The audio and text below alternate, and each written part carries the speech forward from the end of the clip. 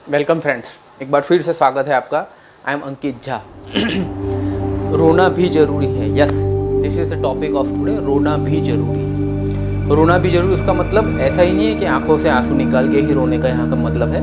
यहाँ पे रोने का मतलब अपने आप को एक्सप्रेस करने के बारे में बताया गया है। If laughter is the best medicine, then crying can also stop so many of medicine and it is scientifically proven fact that crying can stop so many of disease. उससे आपकी आंखें अच्छी होती है, डिप्रेशन के चांसेस बहुत ही कम हो जाते हैं, आपकी बॉडी के बहुत सारे टॉक्सिन्स रिलीज हो जाते हैं क्राइंग करने से। So there are lots of benefit of crying. आप गूगल कर सकते हैं, गूगल में चेक कीजिए बेनिफिट्स ऑफ क्राइंग, आपको दिख जाएंगे। अब पता नहीं हमारी सोसाइटी में कहाँ से ये आ गया कि उसको वीकनेस कंसिडर कर दिया जाता है कि जो रोता है वो वीक है, रोते तो बच्चे रोते हैं या लड़कियां रोती है, ऐसा बताया जाता है। But it is not the fact. हमारी सोसाइटी में कहीं से डाल दिया गया है कि बच्चे ही रोते हैं या फिर लड़कियां ही रोती है। वो और बात है कि आजकल तो फीमेल्स भी मतलब एक्सप्रेस करना उन्होंने भी बंद कर दिया है, लेकिन एक्सप्रेस हमेशा करना चाहिए।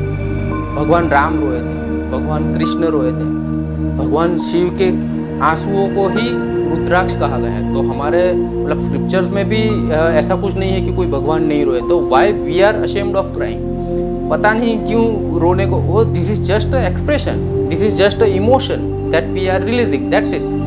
तो उसमें पता नहीं चल रहा है कि क्यों क्राइंग को वीकनेस कंसिडर किया जाता है। ये खाली एक रिलीज करना है, जो भी नेगेटिव इमोशंस हमारे अंदर दबे हुए हैं वो हम रिलीज कर रहे हैं। तो it is just way of expression. तो उसमें वीकनेस की कहाँ बात है कि मैं तो उल्टा उसको स्ट्रॉन्ग मानता हूँ। हूएवर कैन क्राई, वो ही इज़ ट्रू, मतलब वो ट्रू है, मतलब वो फैक्ट बता रहा है क्या ही इज़ एक्सप्रेसिंग हिमसेल्फ। तो और अच्छी बात है क्योंकि उससे बहुत सारे टॉक्सिन्स बॉडी के रिलीज हो जाते हैं। जो भी नेगेटिव इमोशंस है, कभी किसी ने कुछ बोल दिया, कभी किसी से झगड़ा हो गया, कभी कुछ बुरा लगा, अच्छा लगा, तो वो नेगेटिव इमोशंस दबाने से अच्छा है कि आप रो लो। यू कैन क्राई, और ऐसा जरूरी नहीं कि सबके सामने कोना ढूंढो और बैठ के रो लो। जो भी नेगेटिव इमोशंस है उसको रिलीज कर दो, ख़त्म करो बात को। अपने बच्चों को मार किया होगा, मैंने बहुत I also have a small daughter, तो आपने मार किया होगा कि बच्चों को सपोज हम भी कभी कुछ हम चीज़ दिलाते हैं, नहीं दिलाते, उनकी मनमानी करते नहीं करने देते, तो वो रो देते और 5 मिनट के बाद वो नॉर्मल हो जाते हैं। क्यों? क्योंकि दे हैव एक्सप्रेस देमसेल्फ। बड़ों के साथ क्या होता है कि हम किसी ने कुछ कह दिया या कुछ प्रॉब्लम हो गई तो हम वो कह नहीं पाते।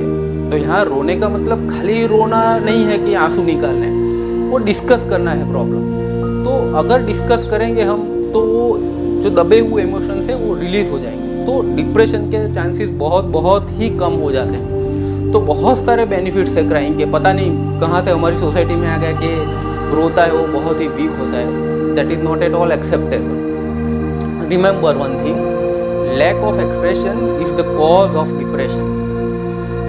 वंस अगेन मैं आपको बता देता हूँ, lack of expression is cause of depression. मतलब आप एक्सप्रेस कीजिए, आप खुश है तो एक्सप्रेस कीजिए, दुखी है तो एक्सप्रेस कीजिए, कुछ अच्छा लगा तो एक्सप्रेस कीजिए, बुरा लगा तो एक्सप्रेस कीजिए, हंस के रो के जो भी। In short you have to express yourself. Emotions को कभी भी दबाना नहीं। अगर हंसना पड़े तो हंस लीजिए, सेम वे एग्जैक्टली ऑपोजिट रोना पड़े तो रो लीजिए। उसमें कौन सी बड़ी बात है? तो वो कोई वीकनेस नहीं हुई ना। तो एग्जैक्ट ऑपोजिट हुआ, खुशी का ऑपोजिट जैसे दुख हुआ, आनंद का ऑपोजिट जैसे हम सैड हो जाते हैं, तो वैसे ही हंसने का ऑपोजिट रोना है, दैट्स इट। तो उसमें कौन सा वो बड़ा वो पता नहीं कि। तो express your self and be happy. So that's it for today guys. Cry when ever is required, laugh whenever is required, be happy. Thank you very much.